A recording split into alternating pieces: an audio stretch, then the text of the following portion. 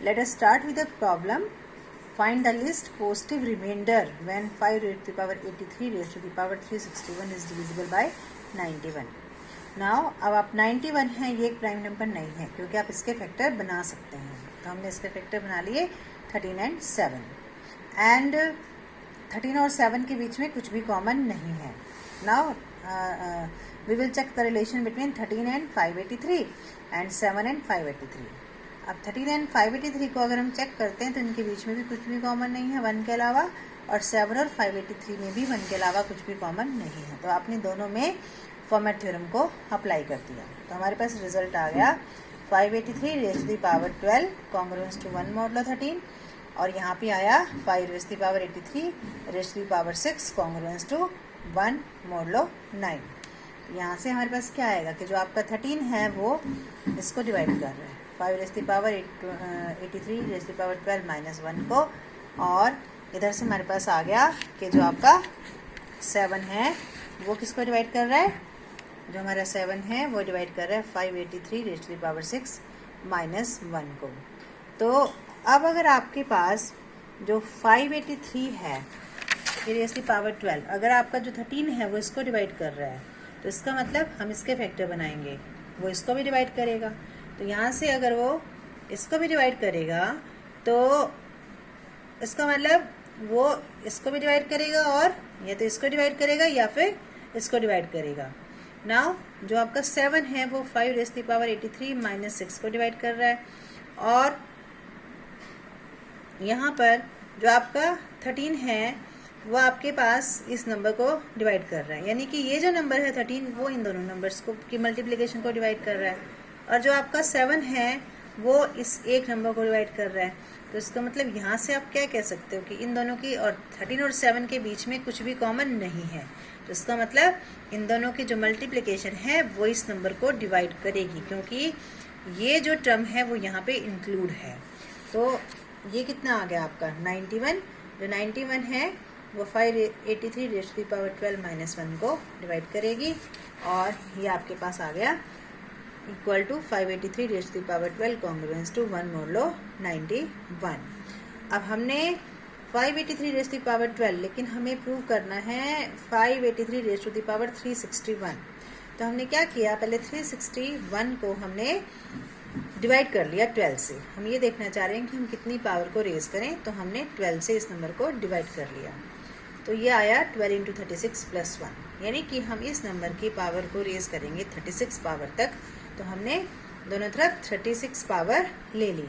तो यह आ गया आपके पास 583 रेज़ टू द पावर 360 बन गया पावर लेने के बाद, और ये बन गया, और 1 की पावर तो जितनी मर्जी ले लें 1 ही रहेगी, modulo 91.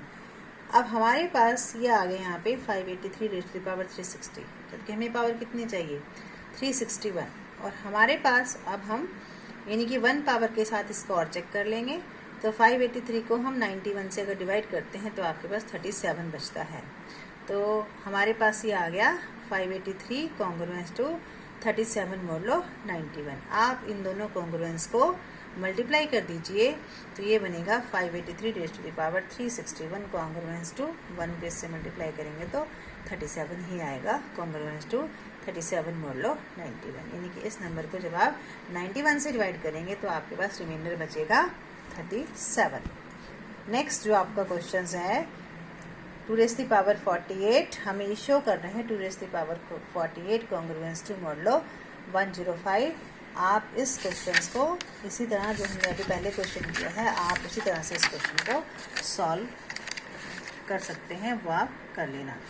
Now the next problem is हमें प्रूव करना है कि square of every integer is of the form 3k और 3k plus 1 where k is any integer. अब आपने पहले की तरह ही एक इंटीजर ले लिया. अब 3 से उसका रिलेशन या तो उनके बीच में कुछ कॉमन है या फिर कुछ कॉमन नहीं है. अब अगर उनके बीच में कुछ भी कॉमन नहीं है तो हम फॉर्मेट थ्योरम अप्लाई करेंगे, और अगर कुछ कॉमन है तो वो कॉमन चेकआउट करेंगे. तो अगर उनमें कुछ भी कॉमन नहीं है 1 के अलावा तो बाय फॉर्मेट थ्योरम बनेगा ए स्क्वायर कॉन्ग्रुएंस टू 1 मॉडुलो 3, यानी कि जो आपका 3 है वो ए स्क्वायर माइनस 1 को डिवाइड करेगा, यानी कि जो ए स्क्वायर माइनस 1 है this is equal to 3k where k is an integer, and a square equal to 3k + 1। और अगर उनके बीच में कुछ कॉमन है तो वो 3 ही हो सकता है, उसके अलावा तो कुछ और नहीं हो सकता, क्योंकि 3 को या 1 डिवाइड कर सकता है या फिर 3 डिवाइड कर सकता है। तो वो क्या आएगा आपका 3, यानी कि 3 जो है आपका a को डिवाइड कर रहा है, यानी कि a इक्वल टू 3k। तो आपके पास कितना आ गया, यहाँ पे वैल्यू आ गई, ये वैल्यू आ गई आपकी यहाँ पर a स्क्वायर। और यहाँ पे फिर हम करेंगे कि अगर आपका 3 a को डिवाइड कर रहा है तो आपके पास जो 3 है वो a स्क्वायर को भी डिवाइड करेगा, so a square equal to 3k। जो आपका a स्क्वायर है या तो आप 3k + 1 की फॉर्म लिखोगे या फिर 3k की फॉर्म में लिखोगे। Now the next problem is n is the power 5 minus n is divisible by 30। This is again the problem for you, आपने सॉल्व करना है और उसको निकालना है। अब जो नेक्स्ट क्वेश्चन है उसमें आपने रिमाइंडर निकालना है जब आप 72⁻1001 को 31 से डिवाइड करते हैं, यानी कि आपने एक तरह से ये कह दो कि हम ऐसे इसको हमें सॉल्व करना है और r को निकालना है। नाउ 72 और 31 के बीच में कुछ कॉमन है नहीं, कुछ भी कॉमन नहीं है, तो this is equal to 1, so we can apply Fermat theorem. तो ये आपके पास रिजल्ट आ गया 72⁻30 कॉन्ग्रुएंट टू 1 मोडुलो 31। अब हमने पावर रेस करनी है, ये ध्यान रखना, जब भी अगर पावर ज़्यादा आए तो आप वो जैसे आपने 1001 पावर लानी है तो आप उस नंबर को जो आपके पास है उससे डिवाइड करके देख लो। जब डिवाइड करोगे तो ये फॉर्म बन गई 30 × 33 + 1, यानी कि आपने 33 पावर को रेस करना है।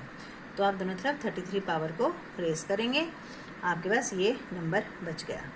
अब आपने हमारे पास जो हमें पावर और चाहिए कितनी, 1001 चाहिए, यानी कि 1001 का मतलब है आपको 11 पावर और चाहिए।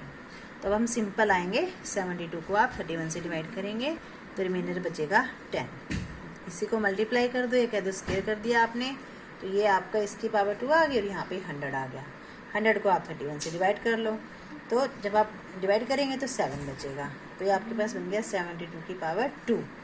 अब जब आप इन दोनों को a और 3 को मल्टीप्लाई कर देंगे b को, तो ये पावर 1 है और ये पावर 2 है, ये पावर बन गया आपकी 3 और ये 10 × 7 70 बन गया। 70 को आप 31 से डिवाइड कर सकते हैं, तो वो डिवाइड करके आप 8 लिख दो, जो रिमाइंडर आएगा। अब ये 72 की पावर कितनी आई, 3 आई। अब आपके पास 72 की पावर 3 है और इधर ये आपके पास ऊपर पड़ा है 72 की पावर 2। अगर आप इसको दोबारा से स्क्वायर करो तो इसकी पावर 2 4 बन जाएगी और 7 का स्क्वायर बन जाएगा 49, तो ये आ गया 49। और 49 को फिर आप दोबारा से 31 से डिवाइड कर लो, तो ये आ जाएगा आपका, डिवाइड होने के बाद बच जाएगा आपका 18। अभी 72 की पावर 4 है और ये 72 की पावर 3 है, तो आपके पास जब हम b और c 72 b हमारे पास है 72 की पावर 4 और जो आपका b हमारे पास है 72⁻²। अगर आप इनको मल्टीप्लाई करते हैं तो दोनों 4 पावर और 2 पावर के साथ बन जाएगी पावर 6 और ये आएगा 18 × 7। फिर इसको आप अगेन डिवाइड कर लेंगे तो 72 की पावर 6 हमारे पास आ गई।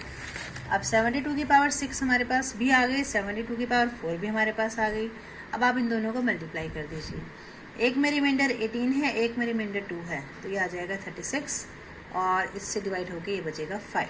तो 72 की पावर 10 आपको मिल गई, हमें 11 पावर चाहिए थी।